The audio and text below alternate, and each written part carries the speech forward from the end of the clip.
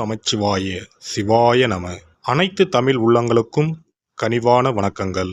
நாம் இந்த பதிவில் பெயர்ச்சி அடைந்த சனி பகவானால் ஏற்பட போகும் தாக்கத்தை குறைக்க ராசிக்காரர்கள் செய்ய வேண்டிய பரிகாரங்கள் மற்றும் எந்த கோவிலில் உள்ள தெய்வத்தை வழிபட வேண்டும் என்பதனை பற்றி விரிவாக காண்போம். உங்கள் வாழ்வில் வளமும் நலமும் செல்வ செழிப்பும் பெற்று வாழ்வில் உயரிய நிலையை அடைய எல்லாம் வல்ல இறைவனை வேண்டி விரும்பி கேட்டுக்கொள்கிறேன். நீதி பகவானாக பார்க்கப்படும் சனி பகவானின் ஆதிக்கம்தான் நம் வாழ்க்கையின் சகலத்துக்கும் காரணம்.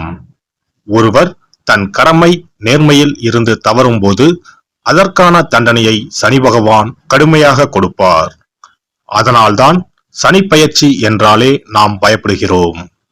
என்ன ஆகுமோ எப்படி இருக்குமோ என்று நடுங்குவோம். ஜோதிடத்தில் நம்பிக்கை இல்லாதவர்களின் நெஞ்சங்களிலும் பயத்தை கொடுப்பவர் சனி பகவான். பொதுவாக சனி பகவான் 2.5 ஆண்டுகள் ஒரு ராசியில் சஞ்சரிப்பார். அந்த வகையில் 12 ராசிகளையும் கடப்பதற்காக 30 ஆண்டுகளை எடுத்துக்கொள்கிறார். இவ்வாறு ஒவ்வொரு முறையும் சனி பகவான் பெயர்ச்சி அடையும் போது அனைத்து ராசிகளிலும் ஆக்கப்பூர்வமாக இருப்பதில்லை.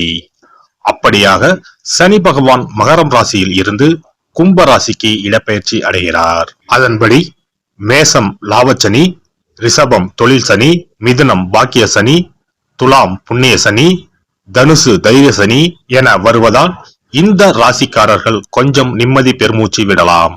அவ்வப்போது சனி பகவானை வழிபாடு செய்து வாருங்கள். வாழ்க்கையில் நல்லது நடப்பதற்கும் நன்றியை சொல்லிவிட்டு வாருங்கள். அதுவே கடகம் ராசிக்காரர்களுக்கு அஷ்டம சனியும், சிம்ம ராசிக்காரர்களுக்கு கண்டச்சனியும், கும்பம் மகரம் மீனம் உள்ளிட்ட ராசிக்காரர்களுக்கு 7.5 சனியும் உள்ளது. தனுசு ராசிக்காரர்கள் 7.5 சனியில் இருந்து விடுபட்டு உள்ளீர்கள். விருச்சிகம் ராசிக்காரர்களுக்கு அர்த்தாஷ்டம சனியாக உள்ளது. எனவே இவர்கள் தங்கள் வாழ்க்கையில் எடுத்து வைக்கும் ஒவ்வொரு அடியையும் மிகுந்த எச்சரிக்கையுடன் எடுத்து வைக்க வேண்டும். மேலும் கும்ப ராசியில் சஞ்சரிக்கும் சனி பெயர்ச்சியின் தாக்கம் அனைத்து ராசிகளிலும் காணப்படும். சனி பகவானின் தாக்கத்தில் இருந்து தப்பிக்க பரிகாரம் ஒன்றே வழி. அதன்படி சனி பெயர்ச்சியால் பாதிக்கப்படும் ராசிக்காரர்கள் செய்ய வேண்டிய பரிகாரங்கள் மற்றும் எந்த கோவிலில் உள்ள சனி பகவானை வணங்க வேண்டும் என்று பார்க்கலாம். கடகராசி அன்பர்களே, அஷ்டமத்து சனி காலம் என்பதால் அகலக்கால் வைக்க கூடாது. தொழில் வியாபாரத்தில் அதிக அளவில் பண முதலீடுகளை செய்ய வேண்டாம். புதிய தொழில் எதுவும் தொடங்க வேண்டாம். பேராசைப்படுவது பெரும் நஷ்டத்தில் முடியும். பங்கு சந்தை முதலீடு தேவையே இல்லை. யாருக்கும் பணத்தை கடனாக தர வேண்டாம். தீராத நோய், கடன் மேல் கடன், என்னங்க இந்த மாதிரியான சிக்கல்ல தான் நீங்க சிக்கி தவிச்சுக்கிட்டு இருக்கீங்களா? ஒரு முறை இங்க போய் வழிபட்டு வாங்க. பிடிச்ச தோஷம் விலகி ஓடுறத ஒரு சில நாட்களிலே பார்ப்பீங்க. சனி பகவானின் திருவருளை பெற, வாழ்வில் மேன்மை பெற குச்சனூரில் அருள்பாலிக்கும் சனீஸ்வர பகவான் கோவிலுக்கு ஒரு முறை சென்று வாருங்கள். பல மாற்றங்கள் உங்கள் வாழ்வில் உண்டாகும். அனைவரையும் வாழ்நாளில் ஒரு முறையாவது சனி பகவான் பிடித்து 7.5 ஆண்டுகள் படாத பாடுபடுத்தி விடுவார். ஆனால் 7.5 ஆண்டுகள் பிடிக்க வேண்டிய சனி பகவான் 7.5 நிமிடங்கள் மட்டுமே பிடித்து விட்டு விலகச் செய்யும் கோவில் குச்சனூர் சனி பகவான் ஆலயம் ஆகும். 2000 ஆண்டுகள் பழமையான இந்த கோவிலில் இதுவரை கும்பாபிஷேகம் நடத்தப்பட்டது கிடையாது. இங்கு சனீஸ்வரர் சுயம்புவாக தோன்றியவர் என்பதால் இவருக்கு கும்பாபிஷேகம் கிடையாது. பொதுவாக சனி பகவான் கெடு பலன்களையே அதிகம் தரக்கூடியவர் என நம்பப்படுகிறது.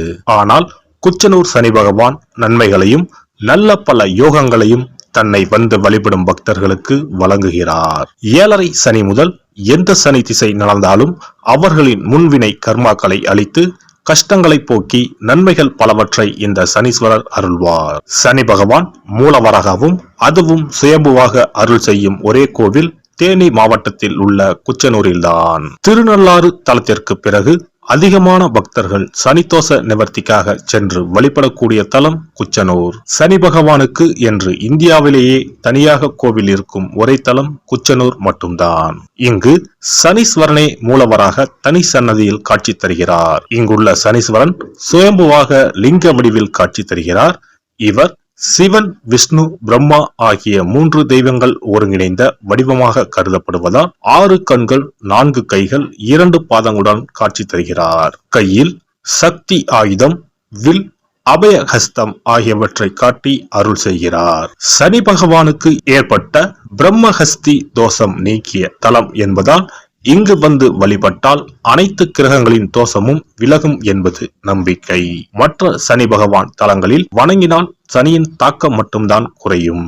ஆனால் இந்த தலத்தில் வந்து வழிபட்டால் சனி நன்மைகளை அதிகம் வழங்குவார். இங்கு சனி பகவான் கிரக தோஷம் போக்குபவராகவும் தொழில் வளர்ச்சி, வியாபார வளர்ச்சி ஆகியவற்றை அருள்பவராகவும் விளங்குகிறார். சனி தோஷம் உள்ளவர்கள் இங்கு வந்து வழிபட்டால் சனி பகவான் அவர்களுக்கு நன்மைகளையே வழங்குகிறார். இங்குள்ள சுரபி நதியில் நீராடி எல் தீபம் ஏற்றி அர்ச்சனை செய்து வழிபட நன்மைகளையும் நல்ல பல யோகங்களையும் பெறலாம்.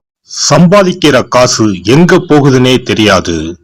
தீராத நோய், கடன் மேலே கடன், இது போன்ற ஏதேனும் அறிகுறிகளுடன் என்ன செய்வதென்றே தெரியாமல் உள்ளீர்களா? எத்தனையோ கோவில் வழிபாடு, நோய்க்கு மருத்துவர்னு எதுக்குமே பயன் இல்லையா? கவலையை விடுங்க. இந்த கோவிலுக்கு மட்டும் குடும்பத்துடன் ஒருமுறை சென்று வழிபட்டு வாருங்கள். அதன் பிறகு தடைப்பட்டு இருந்த உங்களது வளர்ச்சியும் ஆரோக்கியமும் பிடித்த தோஷங்களும் விலகி ஓடுகிறத ஒரு சில நாட்களில் உணருவீர்கள். இத்திருக்கோயிலுக்கு செல்ல முடியாதவர்கள் வீட்டிலேயே சில எளிய பரிகாரம் செய்யலாம். சனிக்கிழமை தோறும் எல் தீபம் ஏற்றி வழிபடலாம். காகத்துக்கு சாதம் இடுவதும் மாற்றுத்திறனாளிகளுக்கு இயன்ற உதவிகளை செய்வதும் சிறப்பு. சனிக்கிழமை தோறும் சனி பகவானுக்கு இரும்பு அகல் விளக்கில் நல்லெண்ணெயில் தீபம் ஏற்றி வழிபட பலவித பலன்களை பெறலாம். கருங்குவளை மலர்களால் சனி பகவானுக்கு அர்ச்சனை செய்து வர நன்மைகள் பலவற்றை பெறலாம். வன்னிமர இலைகளை மாலைகளாக தொடுத்து சிவபெருமானுக்கு சனிக்கிழமை தோறும் சாற்றி வணங்கி வழிபடவும். சனிக்கிழமை அசைவ உணவு கண்டிப்பாக சாப்பிடக்கூடாது. சனிக்கிழமை தோறும் நல்லெண்ணெய் குளியல் செய்தால் கெடுதல் குறையும். விநாயகர் வழிபாடு செய்வது மிக உத்தமம். அனுமன் வழிபாடு சனி பகவானின் தொல்லைகளை குறைக்கும். விசேஷ நாட்களில் மண் அகலில் நெய், நல்லெண்ணெய், இலுப்பை எண்ணெய் மூன்றும் சேர்த்து பஞ்சு திரியிட்டு தீபம் ஏற்ற வேண்டும். இவ்வாறு விளக்குகள் ஏற்றி வழிபட்டால் சகல நன்மைகளும் சூழும். சாமி சன்னதியில் இந்த தீபங்கள் இரண்டையும் ஏற்றி வழிபடுவது இன்னும் மிகச் சிறப்பு. எல்லாம் வல்ல இறையருளால் நீங்களும் உங்கள் அன்பு குடும்பமும் உடல் நலம், நீலாயுள், நிறை செல்வம், உயர் புகழ், மெய்ஞானம் ஓங்கி வாழ்க வளமுடன். இந்த வீடியோ உங்களுக்கு பிடிச்சிருந்தா லைக் பண்ணுங்க, ஷேர் பண்ணுங்க அண்ட் சப்ஸ்கிரைப் பண்ணுங்க. பக்கத்துல இருக்க பெல் ஐகானை கிளிக் பண்ணுங்க. நன்றி, வணக்கம், வாழ்க வளமுடன்.